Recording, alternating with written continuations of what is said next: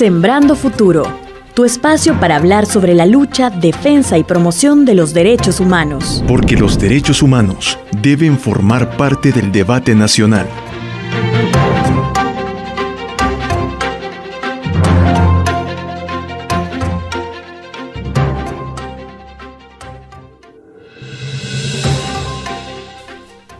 Bienvenidos amigos y amigas al episodio número 19 de su podcast Sembrando Futuro, y les acompaña Kenny Cibrián.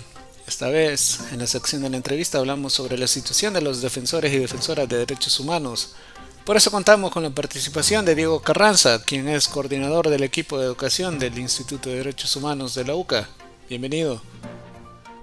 Hola Kenny, gracias por la invitación y un gran saludo a los radio escuchas que nos escuchan en este momento. Gracias Diego por aceptar la invitación. Y bueno, pues para comenzar el programa, pues hablar de defensa de derechos humanos siempre es un tema bastante complicado en nuestro país. Entonces quisiera que en líneas generales, Diego, nos pudiese regalar un pequeño contexto de cuál es la situación actual de las y los defensores de derechos humanos en nuestro país. Bueno, Kenny, yo creo que algo importante que hay que hacerle saber a los radioescuchas es, y siempre comienzo este tipo de preguntas con el siguiente contexto: entender qué significa la defensa de los derechos humanos, el derecho a defender derechos como tal. Cada uno de nosotros y nosotras conocemos que tenemos derecho al agua, derecho a la salud, derecho al trabajo, a una calidad de vida, derecho a poder participar. Sin embargo, también dentro de los derechos fundamentales para las personas se encuentra el derecho a defender derechos, y este es uno de los elementos que está detrás de la labor de una persona defensora: el poder hacer realidad en una sociedad, en un pueblo, en una comunidad, en una colonia, el derecho a defender derechos.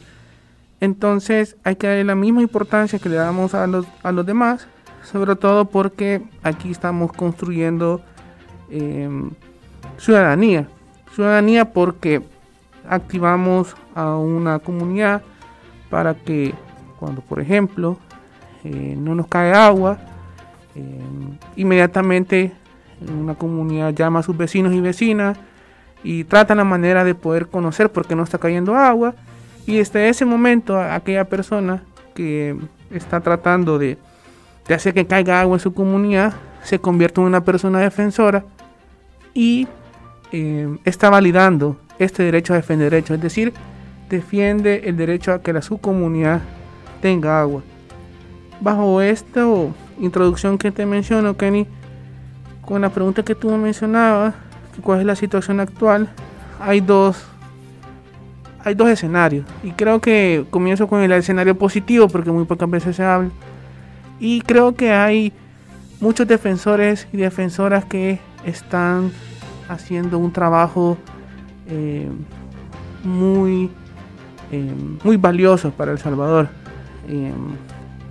Recientemente mi persona, junto con el equipo de educación del IDUCA, tuvo talleres con personas defensoras ambientalistas, y hablábamos con ellos en una jornada de formación en derechos humanos, en donde destaca que, número uno, hay muchas mujeres defendiendo derechos en el territorio.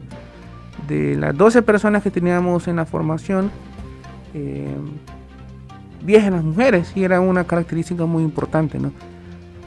Lo otro es de que también dentro de esas personas que están defendiendo derechos en el territorio y que están haciendo de una manera muy valiosa, es de que son jóvenes y también son personas adultas mayores, algo muy importante de destacar.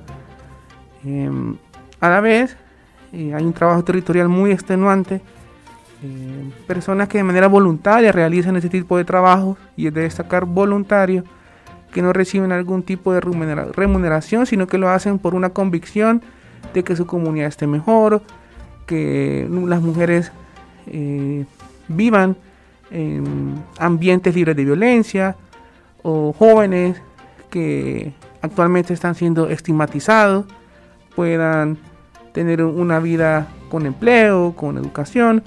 Entonces, hay un contexto en donde los defensores y defensoras tienen muchos retos, pero a la vez se puede notar que a pesar de los obstáculos, ellos están ejerciendo su labor con todas las energías posibles, y eso nos demuestra cada vez que nosotros tenemos algún tipo de formación.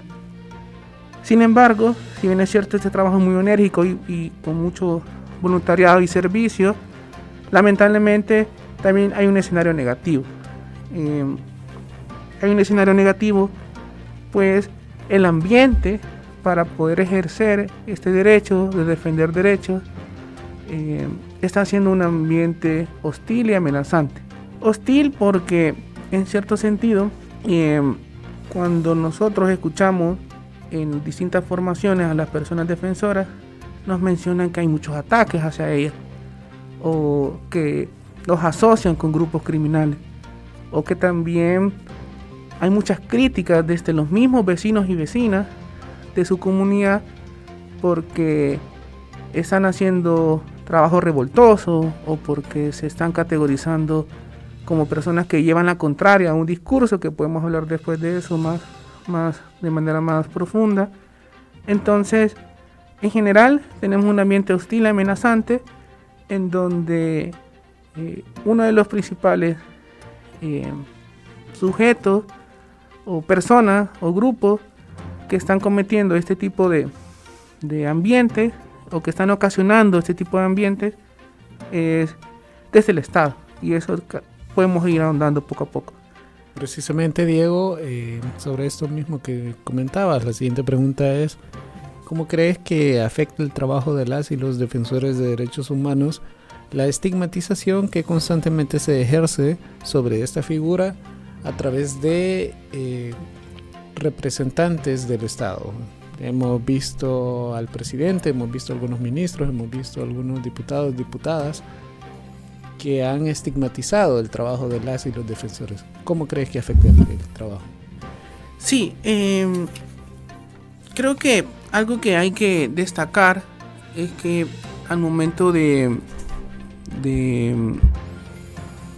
hablar de estigmatización, hay un proceso en el que se está dando mucho, que es la criminalización de los defensores y defensoras, y esto implica algo muy preocupante, pues el hecho de criminalizar a alguien significa la posibilidad de poder judicializarlo frente a algún delito que supuestamente ha realizado. Con esto se estigmatiza a las personas defensoras de derechos humanos o que están relacionados a delincuentes, o que están relacionados a pandillas o a maras. Actualmente en este contexto de régimen de excepción se está dando mucho eso. Desde el discurso, desde el gobierno, específicamente desde la presidencia, se viene dando un discurso donde se asocian a las personas defensoras de derechos humanos o a la temática de derechos humanos como tal, como una defensa de pandilleros o de las maras, y esto no es así. Simple y sencillamente, lo que los defensores y defensoras hacen, o quienes defendemos los derechos humanos, es que en cierto sentido defendemos que cada una de las personas tenga el debido proceso.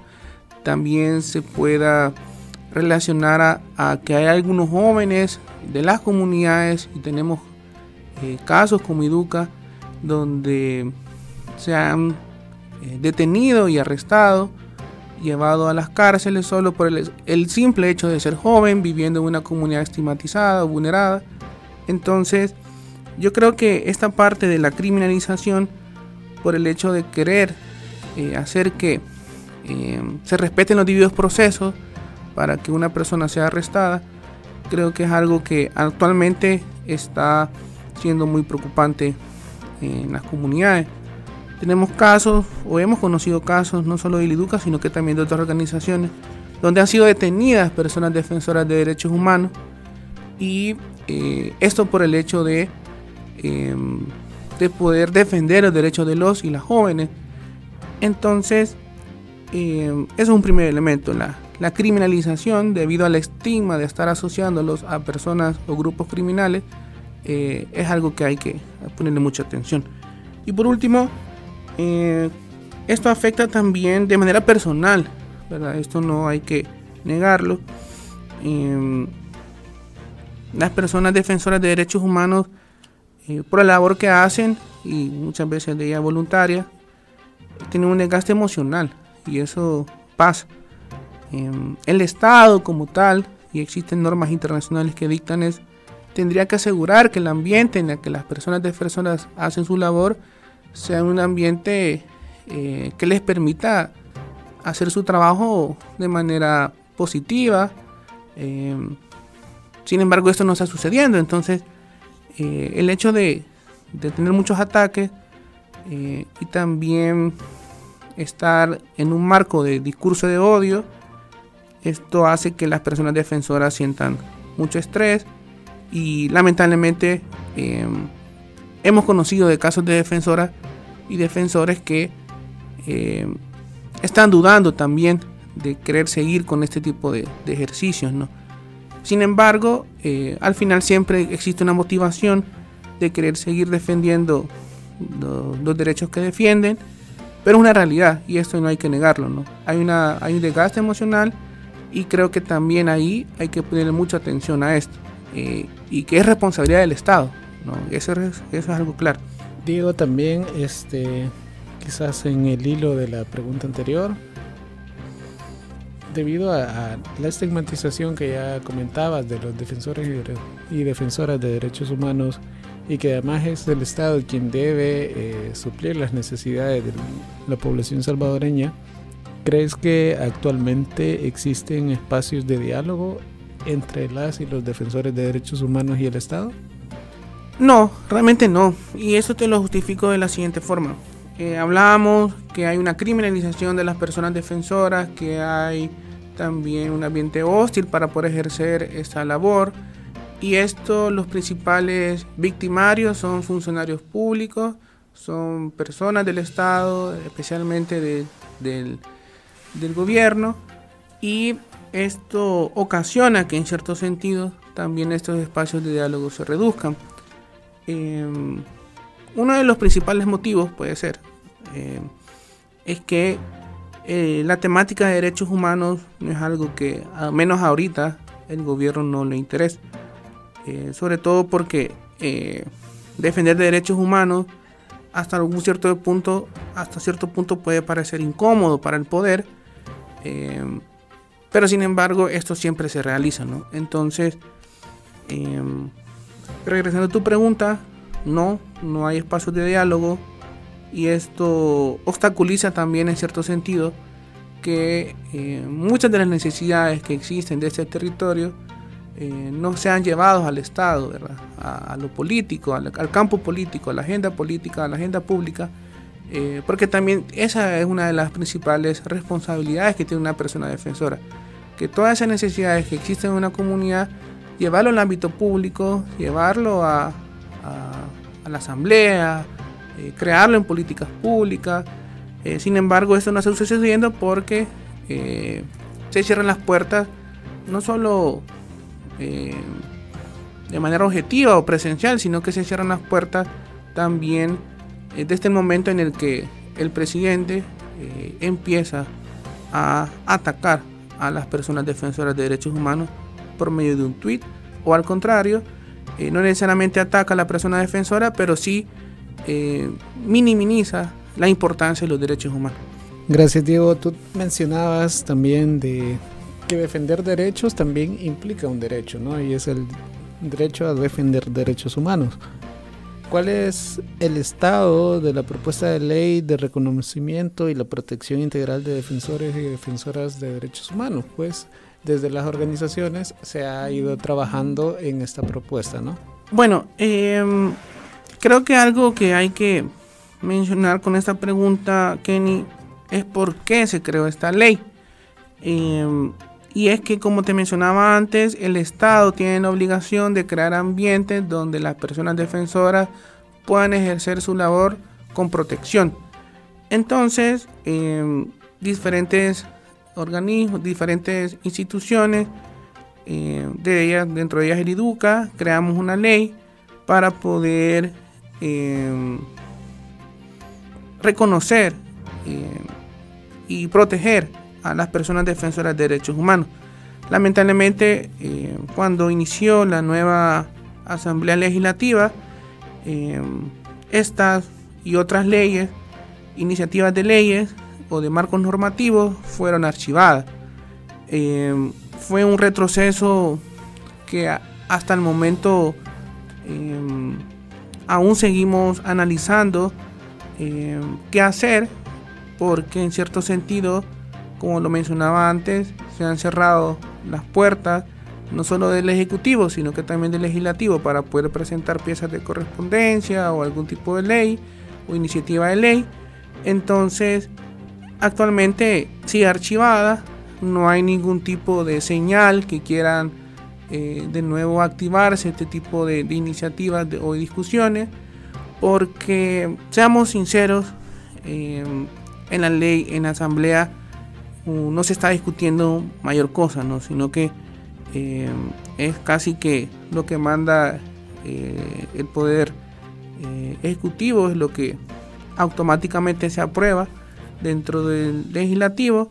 Entonces también vamos a depender en cierto sentido que si esta ley se quiere discutir de nuevo, que es lo que diga la presidencia. Pero si la presidencia está manteniendo un discurso de odio o de estigmatización a esas personas defensoras, pues los pronósticos son reservados, ¿no? Al final creemos que no se va a poder realizar ese tipo de discusiones en el corto plazo.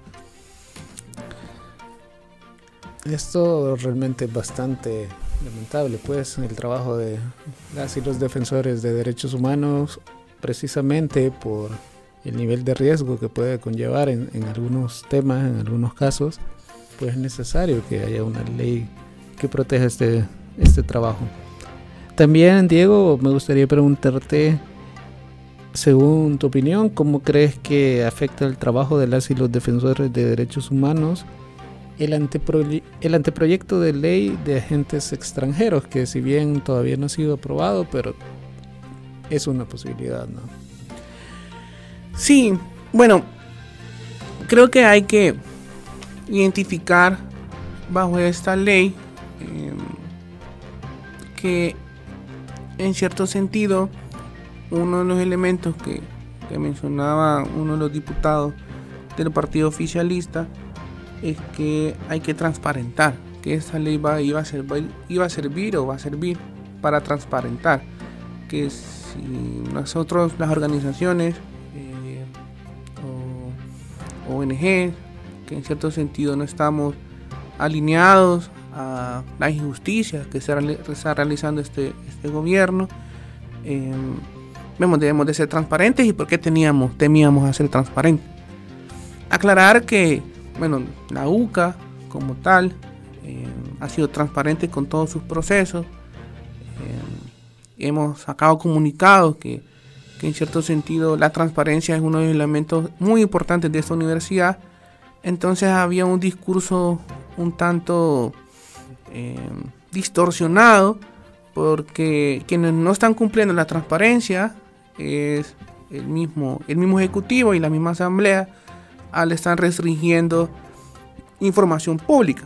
Pero bueno, es una de las justificaciones que traía esta ley, ¿no? Que o la sociedad o el pueblo salvadoreño iba a poder conocer cómo se utilizaban estos fondos, y eso se hace desde el momento en que cada una de las organizaciones abre las puertas al Ministerio de Hacienda para ser auditados. También se conoce porque cuando una organización o un cooperante brinda financiamiento a alguna organización para sus programas, existen causas auditoras que van factura por factura, cheque por cheque, auditando cada uno de estos fondos. Entonces, ese elemento de la transparencia no cabe acá.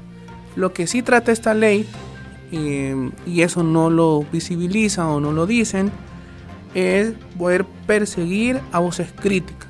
Eso es algo notorio. No está explícito en la ley, pero está dentro de los mecanismos de la misma, porque dejan decisiones arbitrarias. Es decir, va a depender mucho de lo que quiera el Estado, en este caso el Ejecutivo, hacer con la organización y definir bajo sus propios términos qué entiende por agente extranjero o qué entiende por una organización que está en defensa de los derechos humanos. Entonces la ley quedó muy vaga en muchos sentidos y eso es muy preocupante. Y es una de las características de las leyes que propone el Ejecutivo hoy en día. Muy escuetas, ambiguas, y dejan a consideración de parte del Ejecutivo decisiones que en cierto sentido lo vuelven arbitrarios. Y a la vez, por último, esta ley lo que busca es bloquear.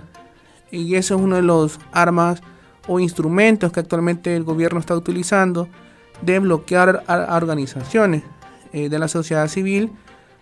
Uno, por considerar los disidentes, por considerar las voces críticas, y uno de los elementos donde pretende bloquear es con el financiamiento, ¿no? Entonces creo que esto vulnera un derecho muy importante, que es el derecho a la asociación, a la libre asociación, a la libre organización de las personas. Entonces creo que hay que destacar que esta ley, si bien es cierto el discurso fue que busca transparentar procesos, es falso, porque ya estamos transparentando procesos en los organismos de la sociedad civil, organizaciones de la sociedad civil, y lo que busca principalmente este tipo de ley, igual que en Nicaragua, es perseguir voces críticas y bloquear el trabajo de organizaciones que defienden derechos humanos. Una última antes de la pausa, Diego, y es que ¿cómo crees que está la situación actual de la libertad de expresión en nuestro país? Ya que puedes hablar de libertad de expresión, también es una de las bases fundamentales para poder defender los derechos humanos. Esta pregunta, creo que la mejor manera de responderla es comenzar a reflexionar sobre la importancia del pluralismo. Cuando digo pluralismo de ideas, me refiero a que cada uno de nosotros y de nosotras, quienes escuchan este programa, tiene ideas distintas a su vecino, a un familiar que tiene cerca. No podemos tener pensamientos iguales. Naturalmente eso es imposible, ¿no? Cada quien tiene su criterio de formar ideas, de construirlas y también de poder expresarlas, ¿no? Y esto del derecho a la libertad de expresión es un derecho ganado desde hace tiempo y que al final, al día de hoy, lo hemos conquistado como humanidad y como sociedad. Entonces, lamentablemente, hay que denunciar que el gobierno actual está ocupando diferentes instrumentos para poder hacer que exista solo una voz o solo un discurso, y que cualquier voz que sea contraria a este discurso es considerado enemigo. Entonces ese tema de pluralismo queda a un lado, porque quieren que pensemos igual a lo que está pensando el ejecutivo o legislativo, y eso no puede ser, sino que más bien la libertad de expresión es un elemento muy importante. Y para poder hacer que exista libertad de expresión es muy importante la libertad de prensa. Y con esto quiero terminar esta pregunta, porque es claro que los ataques hacia la prensa, sobre todo la prensa independiente, la prensa que investiga la corrupción, que investiga procesos que no están alineados a los derechos humanos, es la que está siendo más atacada. Y esto lo podemos ver en diferentes informes sobre todo la Asociación de Periodistas, donde existe un incremento. Entonces la libertad de expresión está en tiempos oscuros y necesitamos en cierto sentido poder fortalecer esta libertad de expresión, porque está en peligro. ¿Cómo crees que afecta a las y los periodistas las reformas al Código Penal que se hicieron y que se aprobaron durante el régimen de excepción? Esta que hablaba que aquellos periodistas que difundan mensajes de pandillas pueden enfrentar hasta 15 años de prisión. Sí, esto es un ejemplo, Kenny, de lo que te mencionaba al inicio, que uno de los elementos que está sucediendo actualmente dentro de la situación actual de las personas defensoras de derechos humanos es su criminalización. Y esto es un ejemplo claro. El gobierno busca instrumentos, estrategias que permitan al sistema judicial, ¿verdad?, poder llevar a juicio a periodistas que se enmarcan dentro de lo que tú mencionabas, ¿no? Que cualquier tipo de mensaje que esté relacionado a pandillas o maras pueda ser juzgado. Esto es preocupante, y de hecho no solo no mencionamos como IDUCA, sino que también diferentes organizaciones y organismos internacionales, en el que es una forma más de poder callar voces, críticas, tomando en cuenta que el tema de seguridad es uno de los elementos que hay muchas dudas de parte del gobierno cómo está ejecutando sus planes de seguridad, específicamente el plan de control territorial. Se destaca que no hay transparencia en la forma en cómo se ejecutan los fondos aprobados, y tampoco conocemos desde la sociedad, desde la ciudadanía, los planes y sus fases como tal. Entonces creo que también es una forma de poder bloquear que periodistas puedan hacer conocer a la población cómo se están llevando estos elementos de seguridad de parte del gobierno, y sobre todo, vuelvo y repito, tratan la manera de poder callar voces que en cierto sentido están investigando a fondo la corrupción que existe detrás de los planes de seguridad, pero sobre todo, si bien es cierto no es un tema en especial de esta entrevista, la tregua que ha existido de parte del gobierno con grupos criminales, que este es un hecho, pero lamentablemente el gobierno lo niega, pero existe porque al final hay más dudas que respuestas con referencia a lo que está pasando en este ámbito de seguridad. Sí, precisamente, pues hace algunas semanas un periódico digital de nuestro país reveló cierta información sobre lo que ya decías de la tregua que existe entre el gobierno y las pandillas. Hablando un poco del régimen de excepción, que era el ánimo de la pregunta anterior, Diego, ¿cómo ha afectado este régimen directamente a las y los defensores de derechos humanos? Sí, también, como te mencionaba en un principio, hemos conocido que personas defensoras de derechos humanos han sido detenidas. Y esto es preocupante porque algunas son personas que defienden el territorio, otras son personas que defienden el derecho de las juventudes, otras son personas que defienden los derechos de las mujeres. Entonces, ¿por qué están deteniendo a personas que defienden derechos? ¿Por qué detienen a personas que lo único que hacen es poder llevar dignidad a quienes en cierto sentido no la tienen el día de hoy? Porque el gobierno se ha ausentado para poder hacerlo. Eso es un elemento, ¿no? Es un hecho. Hay personas defensoras que han sido detenidas y que actualmente algunas no sabemos dónde están, no sabemos en qué penal se encuentran, no sabemos por qué están ahí, por qué delitos se les está juzgando, y tal como Amnistía Internacional ha mencionado en su última visita, hay pruebas que también conllevan a pensar que hay torturas dentro de las cárceles, y es muy probable que dentro de esas torturas, digo probable porque no sabemos con certeza o con qué tanta probabilidad están sucediendo estas torturas, pero hay ciertos ataques, si se están atacando a personas defensoras en el ámbito público, ¿verdad? No me imagino o no llego a pensar cómo la estarán pasando ellos en las cárceles, ¿no? Cuando se identifican de primera mano que son voces críticas del gobierno.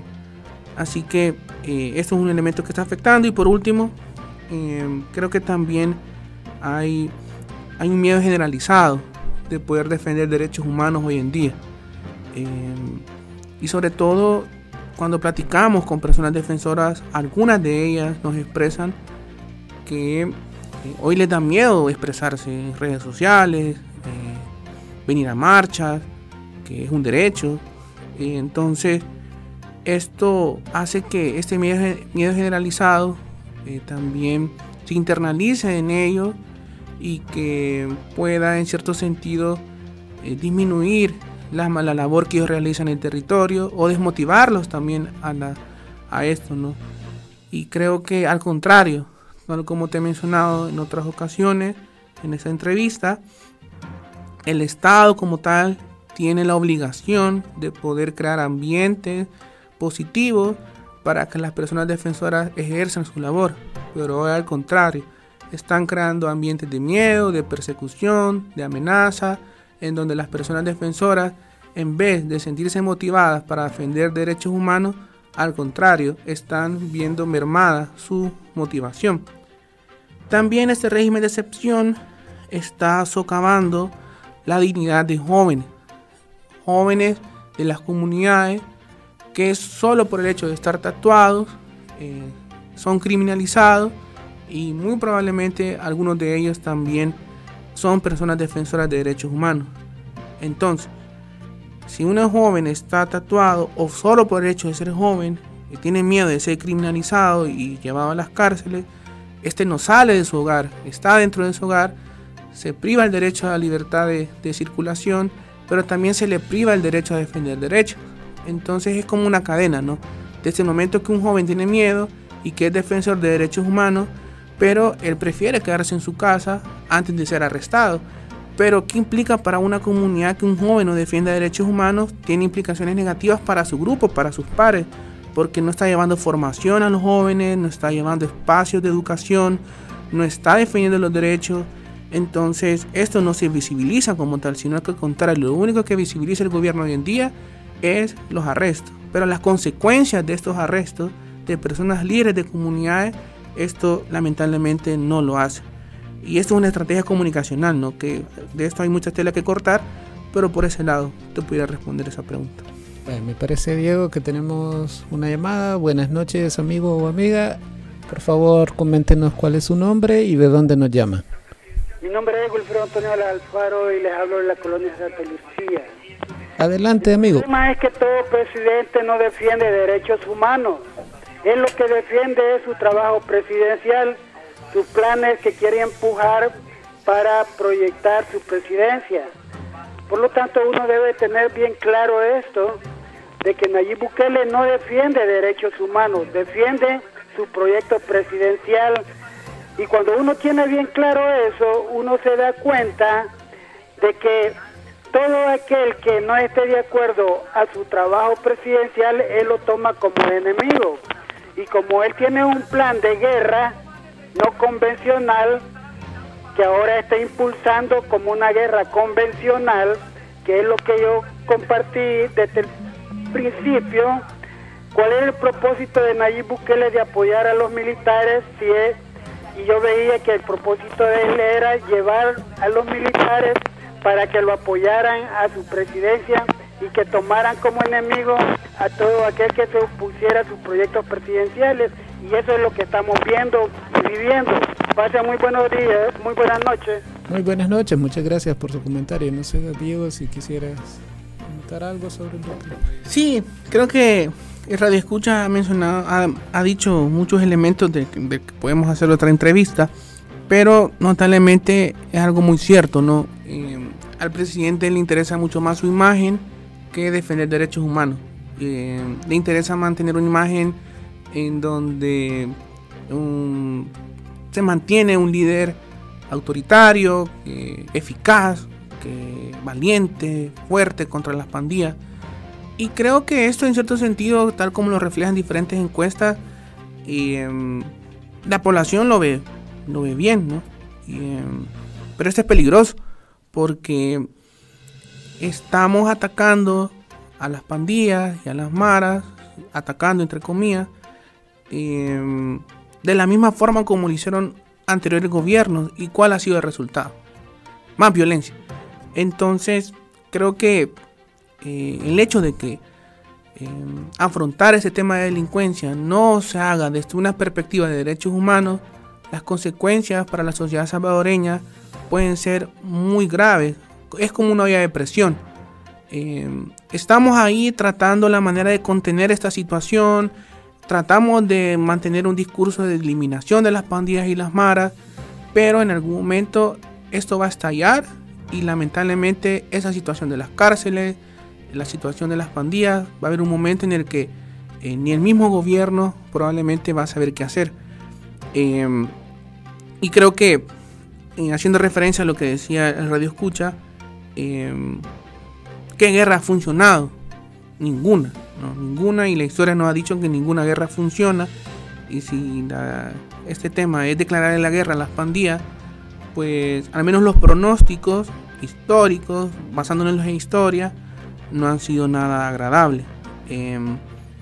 Espero, de verdad esperamos, que este tema de los derechos humanos pueda ser algo que guíe al gobierno, pero lamentablemente esto, al menos en el corto plazo, en el mediano plazo y quizás hasta a largo plazo, no se ve algo tan notorio que pueda suceder. ¿Qué mensaje deja a las víctimas de las graves violaciones a derechos humanos ocurridas durante el contexto del conflicto armado salvadoreño tras la negativa gubernamental de abrir los archivos militares, puesto que esto también, como parte de defensa de derechos humanos, implica el acceso a la verdad, ¿no? Sí, que yo creo que también un elemento a destacar dentro de este mensaje es que la valoración que hace el gobierno a las víctimas es muy distorsionado, nulo.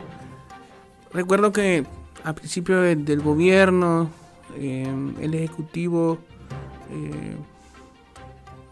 hizo reuniones con personas del Mozote, con sus familiares, y también ha hecho discursos presidenciales, sobre todo cuando estaba el tema de la falta de apertura de los archivos, y hizo una cadena presidencial solo casi para esto, ¿no? Perdón, Diego, me parece que tenemos una llamada, ya vamos a retomar. Buenas noches, amigo o amiga, por favor coméntenos su nombre y de dónde nos llama. Soy de aquí de Rudal, una zona rural. ¿Cuál es su nombre? Marina. Ok, Marina, buenas noches, adelante. Sí, buenas noches. Dice de que quería consultarle de que pues me llevaron mis 2 hijos. Mire, ellos no son nada, porque de verdad ellos son trabajadores y me los llevaron el 10 de mayo y, o sea, solo el muchacho estaba durmiendo en la casa y lo llegaron a sacar. Ok, el 10 de mayo dice que ocurrió esto. Supongo que no le dieron ningún tipo de información cuando se los llevaron, ¿verdad? No, dice de que solo dijeron que la gente decía que ellos eran, y no, eso no es así, porque uno conoce los hijos, quiénes son y quiénes no son, y no tienen nada que ver con esa gente. Me imagino. Y ya lo tienen sufriendo porque no dicen nada. Vaya, Marina, quizás le recomendaría que se pueda abocar llamar a los números del Instituto de Derechos Humanos de la UCA. ¿Derechos Humanos de la UCA? Sí, el número es el 2210 ahorita lo voy a pasar para que me lo anote otra persona acá. Vaya, mira ahí, permítame. Vaya.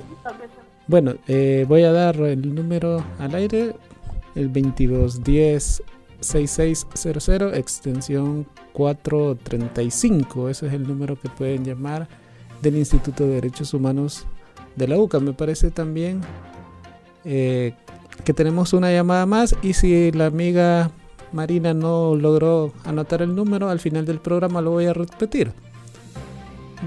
Vamos a tomar la siguiente llamada, parece. No hay llamada.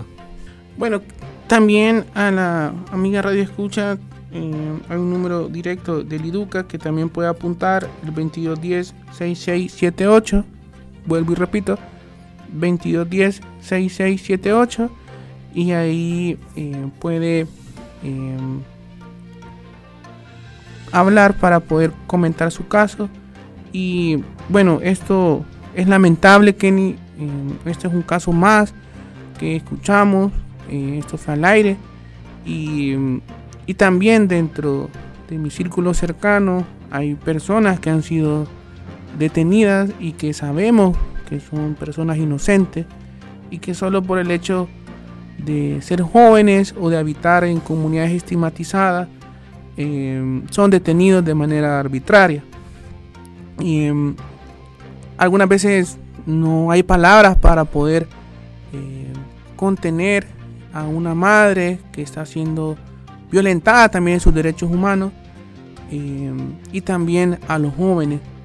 Así que este es un abrazo de solidaridad a la radio escucha que nos hablaba sobre su caso. Sabemos que es una situación muy difícil, pero esto en cierto sentido sobrepasa también algunas de las situaciones hasta familiares, porque hay mucho estrés, hay mucha angustia, hay mucha desesperación, y esto es lo que también tratan de denunciar personas defensoras de derechos humanos, ¿no? Y esto es lo que estamos haciendo desde diferentes campos, desde diferentes instrumentos, mecanismos. Hacemos conferencias de prensa, hemos hecho análisis e informes sobre esta temática. Entonces, déjeme decirle a la radio escucha y a todas las madres que nos escuchan en esta oportunidad que lo que tratamos de hacer nosotros como personas defensoras es poner esto bajo la agenda pública, hablar sobre ese tema que no se habla. Lamentablemente hay muy poco que hacer, porque por más que intentamos la manera de defender derechos humanos, existen más bloqueos, y esto no es la excepción. Pero quiero transmitirle a ella y a todas las personas que nos escuchen y que han tenido la lamentable situación de familiares que han sido detenidos, que hay personas defensoras en la calle, hay personas defensoras en las comunidades, hay personas, organizaciones que saben que hay muchos jóvenes detenidos y que son inocentes. Esto es una realidad. Lamentablemente esto únicamente se quiere ver como un número, como un error. El presidente en sus tweets ha mencionado que esto es un error del 1%, lo menciona él, que un número X capturados y judicializados, solamente un 1% es un error, pero es una familia, es un joven que mantenía su hogar. Entonces, vuelvo e insisto, las personas defensoras actualmente están muy preocupadas por esto, y nuestra labor es que este tema nunca desaparezca del ámbito público y que siempre se esté denunciando, siempre denunciando. Bueno, muchísimas gracias, Diego, y lastimosamente nosotros hemos llegado al final de nuestro programa. Quizás para todos los amigos y amigas radioescuchas, repetiremos los números del IDUCA, el 2210-6600, extensión 435, pero también está el número directo, que es el 2210-6678, para que puedan comentarnos acerca de este tipo de casos, como ya mencionaba la amiga. También dejaremos acá en la cabina de la radio el número del IDUCA por si algún radio escucha más adelante lo requiere. De esta manera terminamos la sección de la entrevista. Muchas gracias por acompañarnos en este episodio, Diego. Gracias, Kenny, por la invitación. Una hora no basta para poder conversar sobre esta temática. Sin embargo, la invitación es que las personas defensoras que nos escuchan, sabemos que el contexto es muy hostil, es muy amenazante, pero hay personas defensoras que se la están jugando, hay personas defensoras que aún continúan con la labor, y nosotros como IDUCA, nuestra labor también de defensa de derechos humanos nace de esa motivación desde el territorio, desde las comunidades. Así que ánimo, esto, si bien es cierto, puede parecer una cuesta muy empinada, pero lo vamos a lograr, y siempre trabajando en conjunto y siempre buscando la justicia y la verdad. Ahora le damos paso a la sección en la cual conocemos la situación de los derechos humanos alrededor del mundo, gracias al Servicio de Noticias de Naciones Unidas.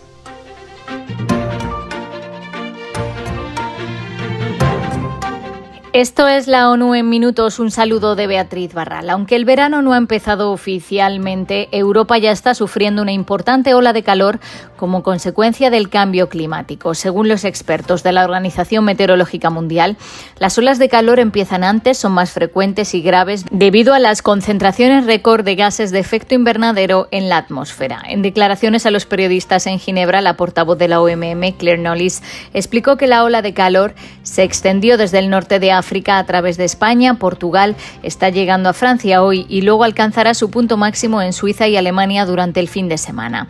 Aunque solo estamos a mediados de junio, las temperaturas son más típicas de las que se registran en julio o agosto. En algunas partes de España y Francia las temperaturas son más de 10 grados más altas que la media para esta época del año. La portavoz de la OMM alertó especialmente de los incendios forestales en España. Casi toda España es un gran mapa rojo y se enfrenta a un riesgo extremo de incendios. Así que nuestro mensaje al público español es por favor, presten atención a todas las advertencias. Hoy hay un peligro extremo de incendio, así que por favor tengan cuidado.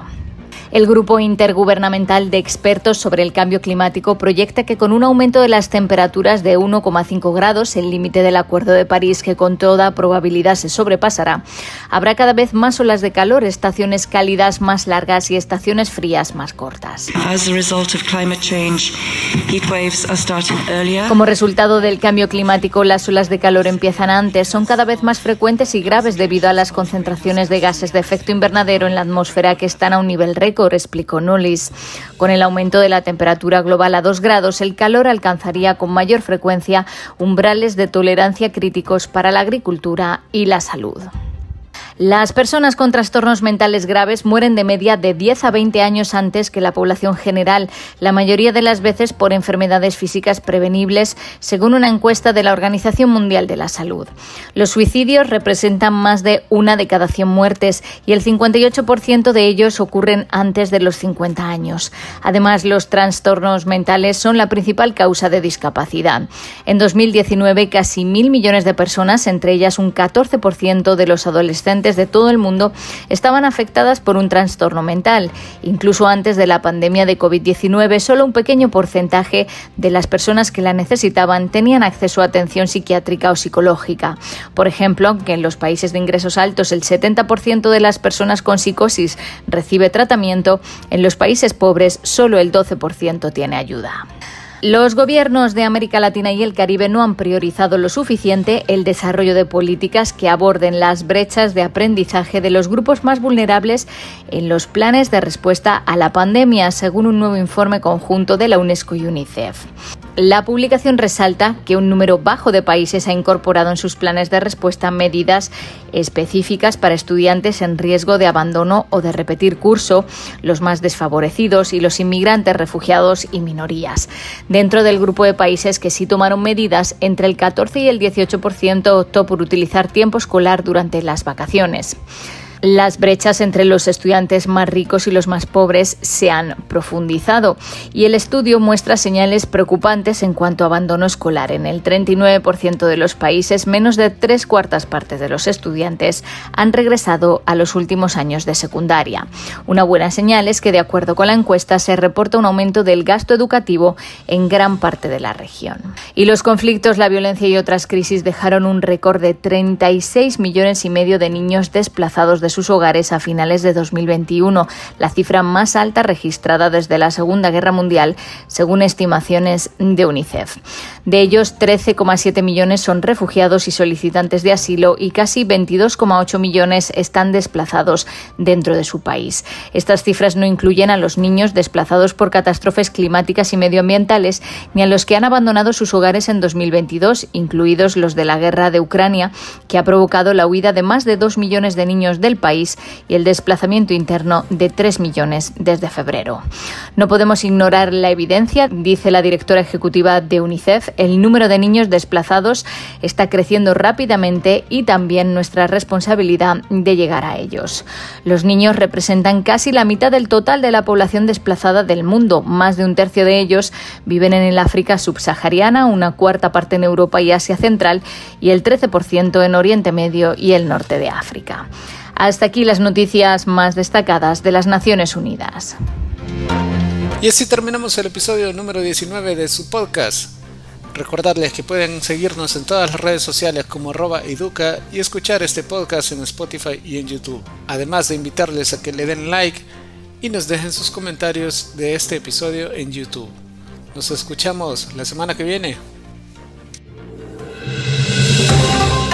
Reflexionar, convertir en cultura nuestra memoria del pasado, resulta indispensable para una cultura de paz. El Instituto de Derechos Humanos de la UCA presentó Sembrando Futuro.